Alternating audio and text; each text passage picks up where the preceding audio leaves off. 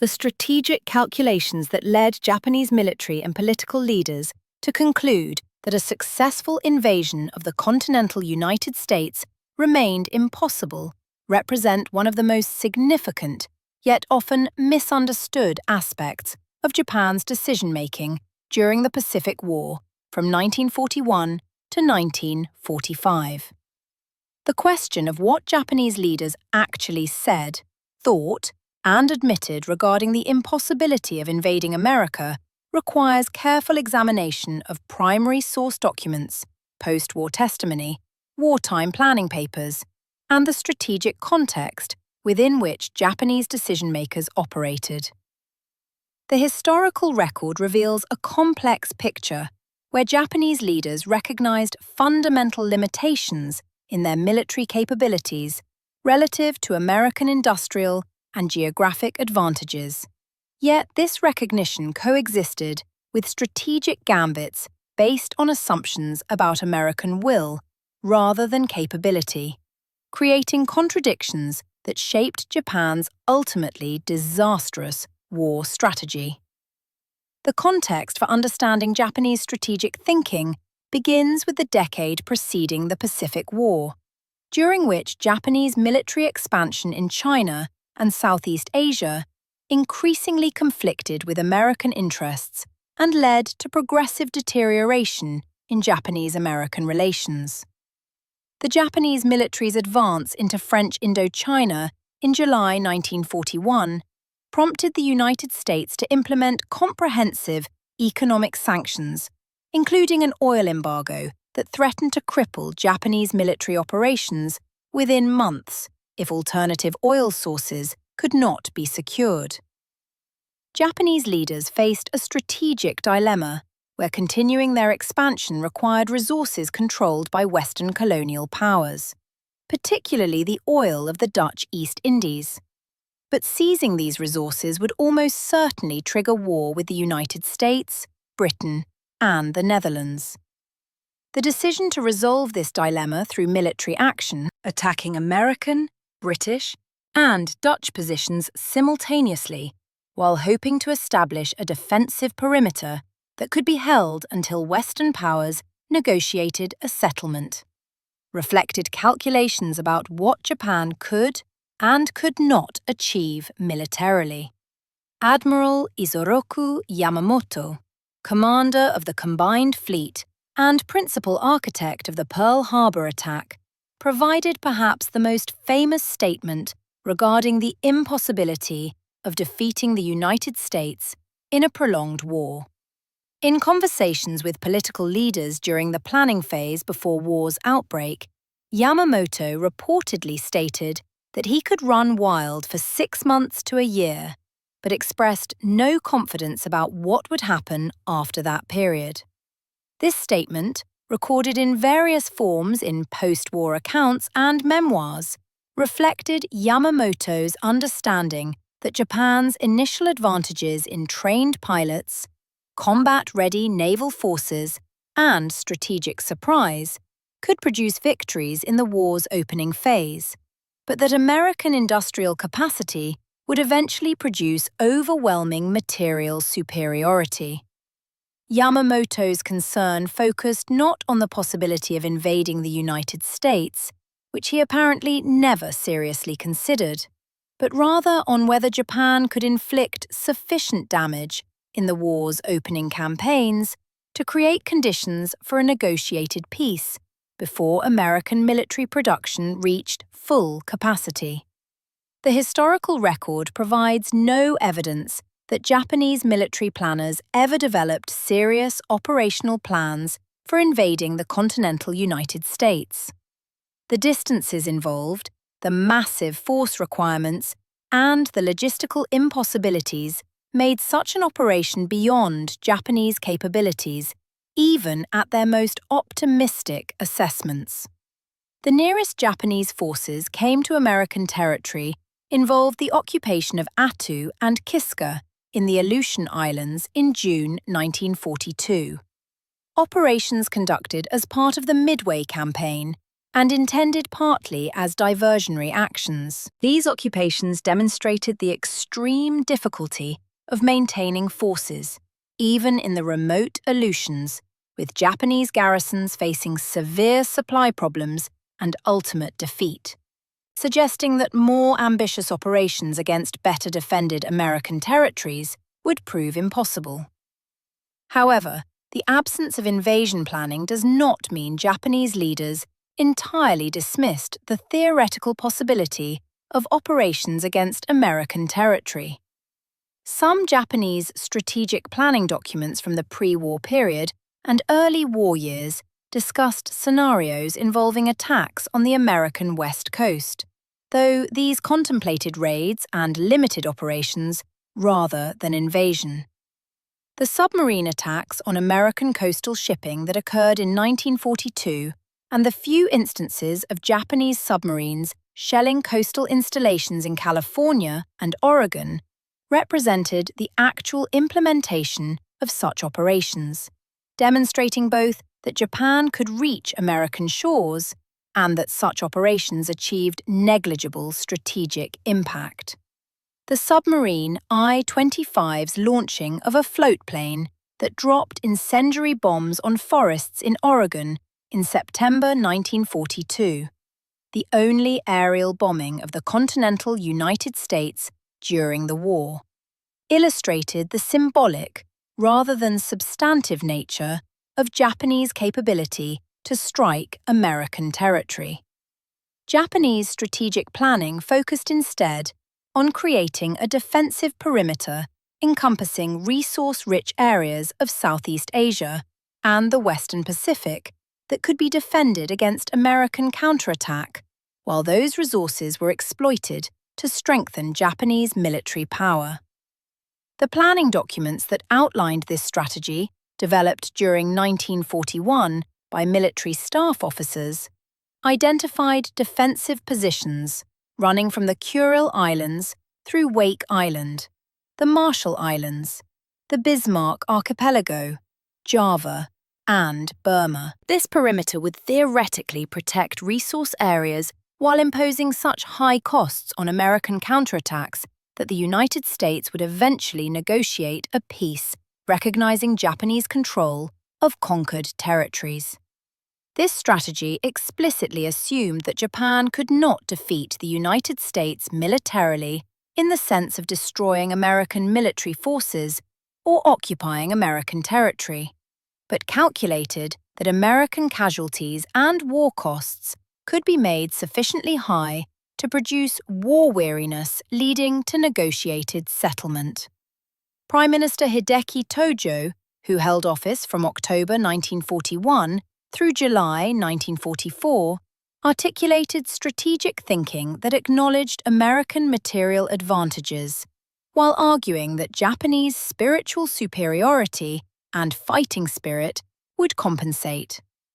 In pre-war discussions with Emperor Hirohito and other leaders, Tojo characterized the decision for war as necessary despite the risks, arguing that submission to American demands would reduce Japan to a third-rate power, while war offered at least possibility of success.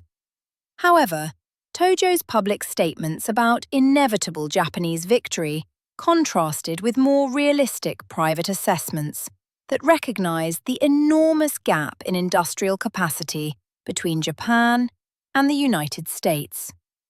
Post-war testimony at the International Military Tribunal for the Far East revealed that Tojo and other leaders understood Japan's industrial production represented a fraction of American capacity, with some estimates suggesting American steel production alone exceeded total Japanese industrial output by factors of 10 or more.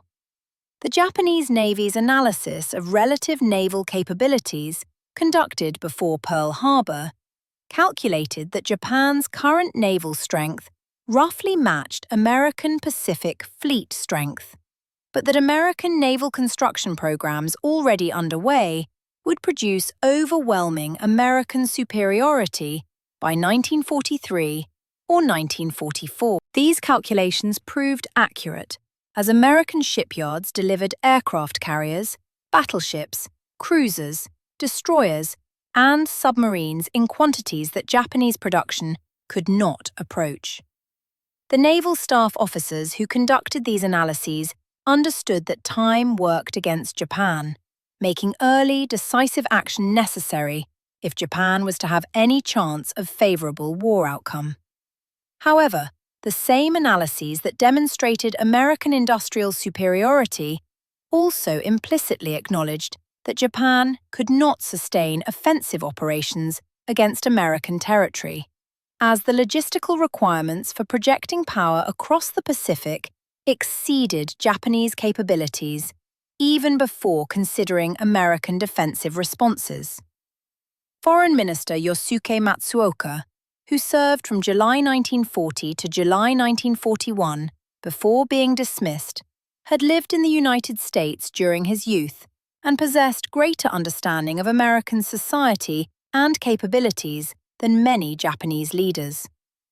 Matsuoka's statements during the months preceding war reflected awareness that conflict with the United States presented enormous risks, though his diplomatic strategy of aligning with Germany and Italy in the Tripartite Pact aimed partly to deter American intervention through the threat of two-ocean war.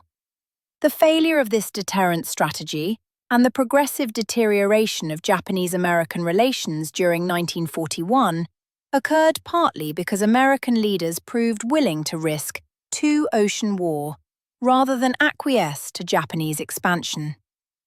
Matsuoka's removal from office in July 1941 resulted partly from his association with the German alliance, after Germany's attack on the Soviet Union complicated Japanese strategic calculations.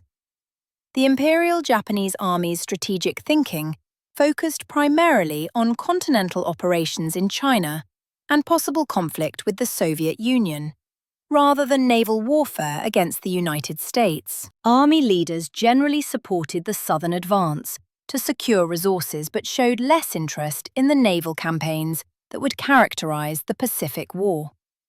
The Army's strategic vision emphasized land power and the conquest and control of Asian territory, with naval operations seen as supporting these continental objectives.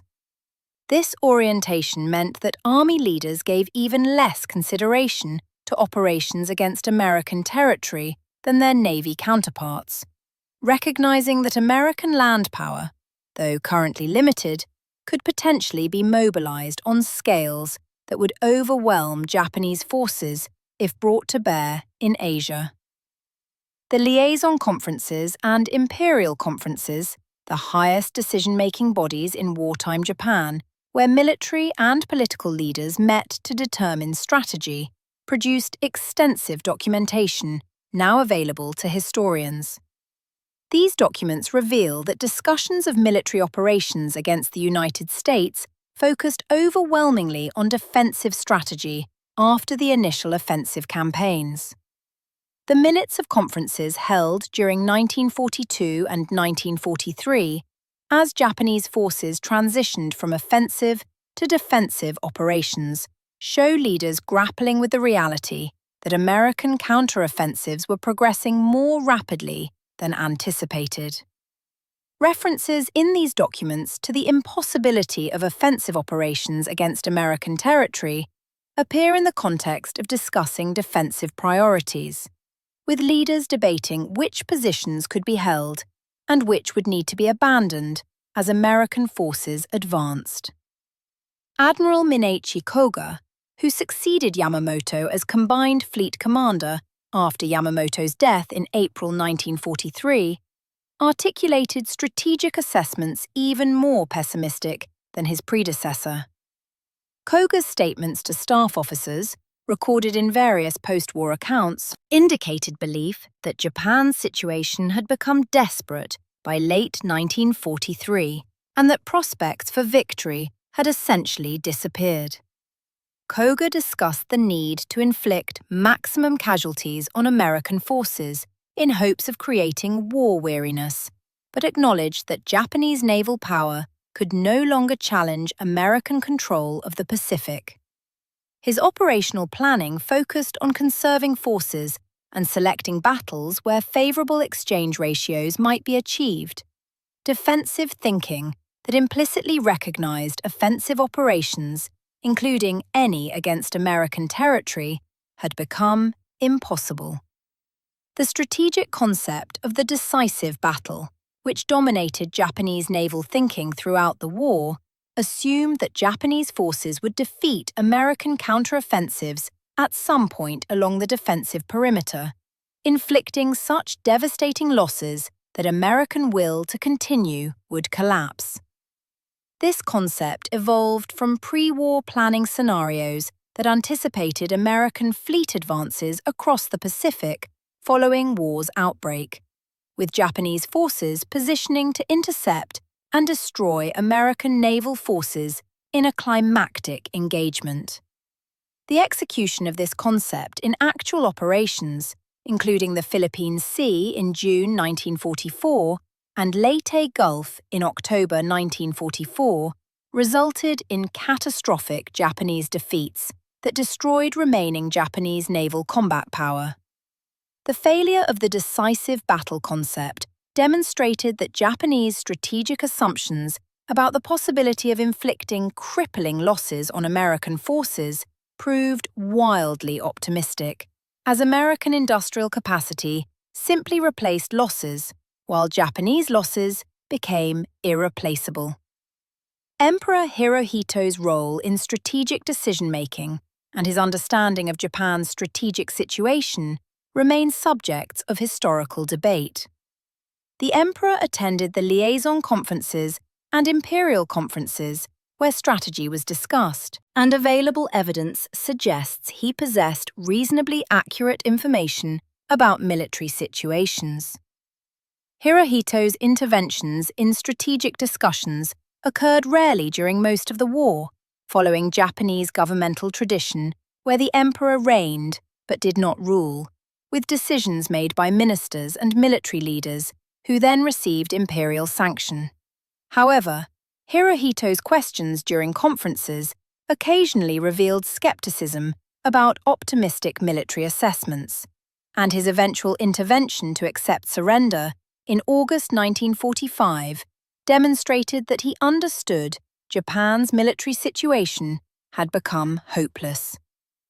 Whether Hirohito ever directly addressed the question of invading America cannot be determined from available evidence, but his general awareness of military realities suggests he would have understood such operations were impossible. The strategic debates within Japanese leadership during 1944 and 1945, as military defeats accumulated and American forces approached the Japanese home islands, focused increasingly on conditions for ending the war rather than achieving victory. The documents from this period reveal sharp divisions between military leaders who advocated fighting to the bitter end, and political leaders who sought ways to terminate the conflict before Japan suffered complete destruction.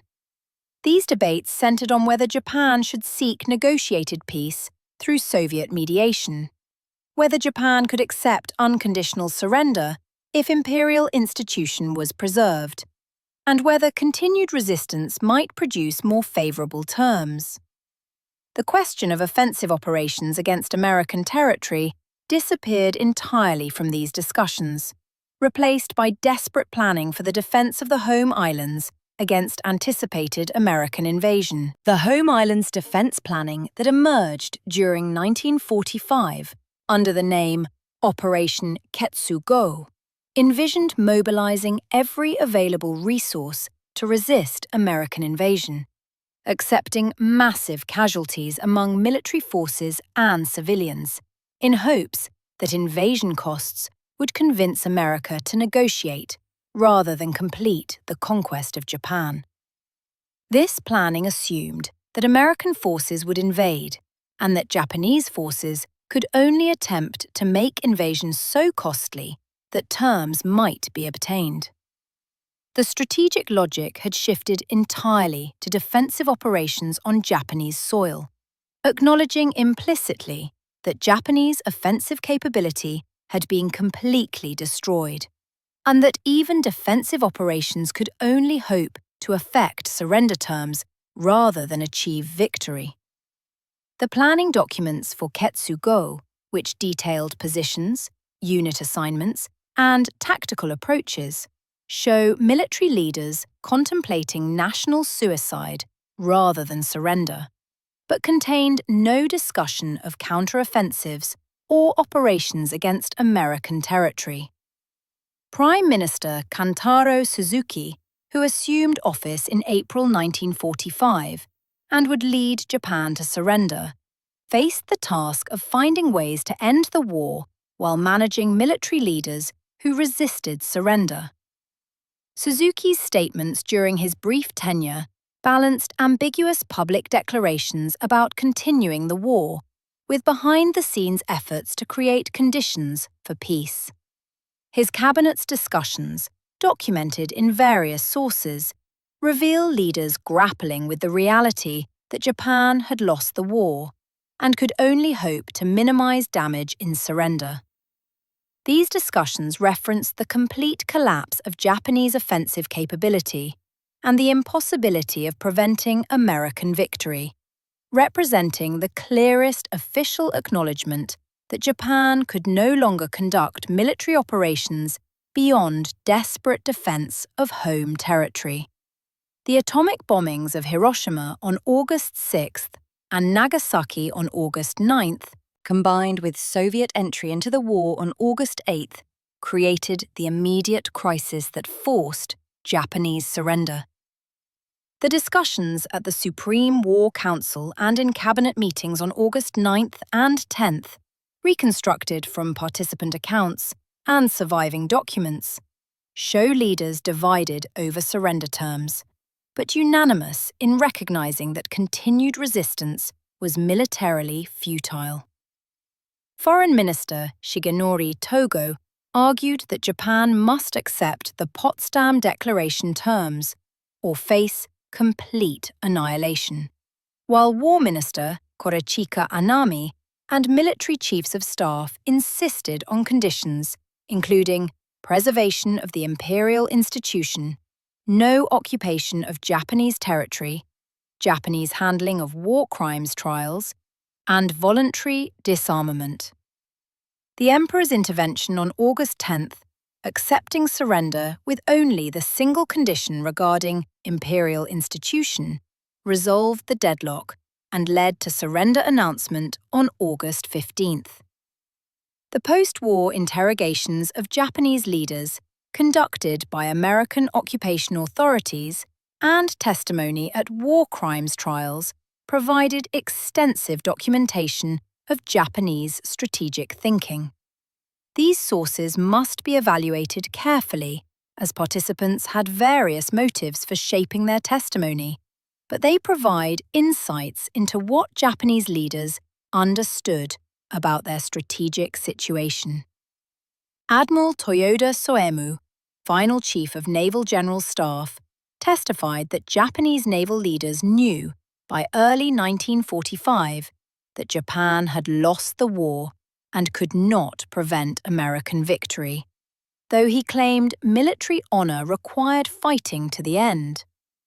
General Yoshijiro Umezu, Army Chief of Staff at war's end, similarly testified that the Army leadership understood Japan's military situation was hopeless, but believed surrender without conditions would be dishonorable.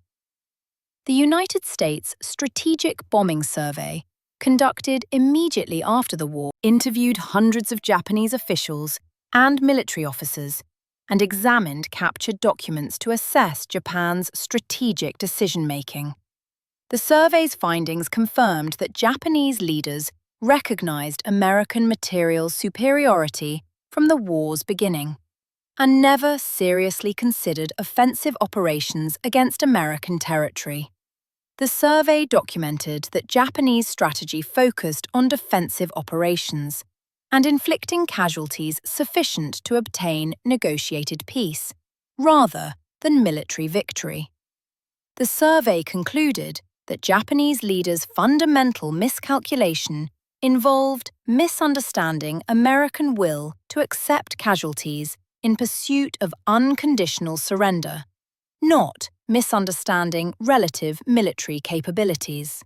The scholarly debate about Japanese strategic rationality has generated substantial historical literature, examining whether Japanese decision-making followed logical analysis or reflected cultural factors emphasizing honor, precedent, and bureaucratic consensus. Some historians argue that Japanese leaders made rational calculations based on available information, but overestimated their ability to inflict costs on American forces and underestimated American determination. Other scholars emphasize cultural and institutional factors that prevented Japanese leaders from acknowledging defeat until forced by catastrophic circumstances. Both interpretations recognize that Japanese leaders understood from early in the war, if not before, that operations against American territory were impossible, but they sought victory through imposing costs rather than through conquest. The legendary statement often attributed to Yamamoto that invading America was impossible because there would be a rifle behind every blade of grass appears to be apocryphal, with no reliable documentation supporting that Yamamoto ever made such a statement.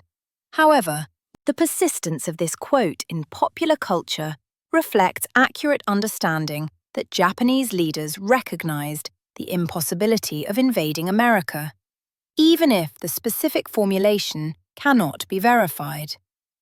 The actual documented statements by Yamamoto and other leaders convey similar conclusions through different language, acknowledging that American industrial capacity, geographic scale, and population made conquest impossible, even before considering American military resistance.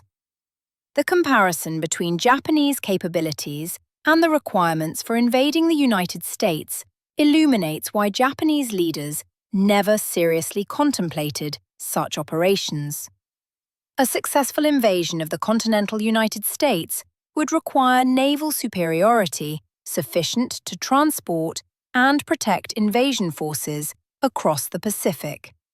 Landing forces numbering in the millions to occupy territory against American resistance, and logistical capabilities to supply those forces across thousands of miles of ocean. The Japanese Navy at its peak strength could not achieve sea control along the American coast against American naval forces, could not transport forces in numbers sufficient to overcome American military and civilian resistance, and could not maintain supply lines across the Pacific against American submarine and air attack. These limitations meant that invasion remained impossible, regardless of tactical proficiency or fighting spirit.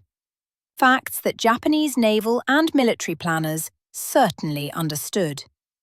The question of what Japanese leaders admitted when they realized America could not be invaded somewhat misframes the historical reality.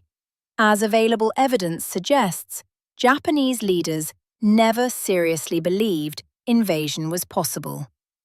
The more accurate question involves what Japanese leaders hoped to achieve through war with the United States, given that they understood they could not invade or conquer American territory. The answer lies in Japanese calculations that they could establish a defensive perimeter, inflict such high costs on American counterattacks that American will would weaken, and eventually negotiate a peace that preserved Japanese control of conquered territories. This strategy proved fundamentally flawed because it misunderstood American determination to achieve unconditional surrender and underestimated the speed with which American military power would overwhelm Japanese defenses. The final months of the Pacific War, as American forces prepared for invasion of Japan and Japanese leaders debated surrender, represented the ultimate acknowledgement by Japanese leadership that their strategic gamble had failed completely. The discussions during July and August 1945, as American bombers systematically destroyed Japanese cities and American naval forces blockaded the home islands, showed leaders recognizing that Japan faced not merely military defeat, but potential national extinction. The atomic bombings and Soviet entry represented additional blows to a nation already defeated, providing the immediate catalyst for surrender, but not fundamentally changing strategic realities that Japanese leaders already understood. The Emperor's surrender broadcast on August 15th, stating that the war situation had developed not necessarily to Japan's advantage, represented extraordinary understatement of a catastrophic defeat that resulted directly from strategic miscalculations about what Japan could achieve against American power. The legacy of Japanese strategic decision-making during World War II continues to generate analysis and debate among historians, strategic thinkers, and policymakers. The combination of accurate assessment of material factors with fundamental miscalculation of intangible factors, including enemy will and determination, provides lessons about the difficulties of strategic prediction and the risks of wars initiated based on assumptions about enemy behavior. Japanese leaders' understanding that they could not invade America did not prevent them from initiating war based on other strategic calculations that proved equally flawed, demonstrating that recognizing specific impossibilities does not necessarily produce sound overall strategy. The catastrophic results of Japanese strategic choices, including millions of Japanese deaths and complete national defeat, vindicate the assessments of leaders like Yamamoto, who expressed pessimism about war outcomes, while also raising questions about why such assessments did not prevent war's outbreak.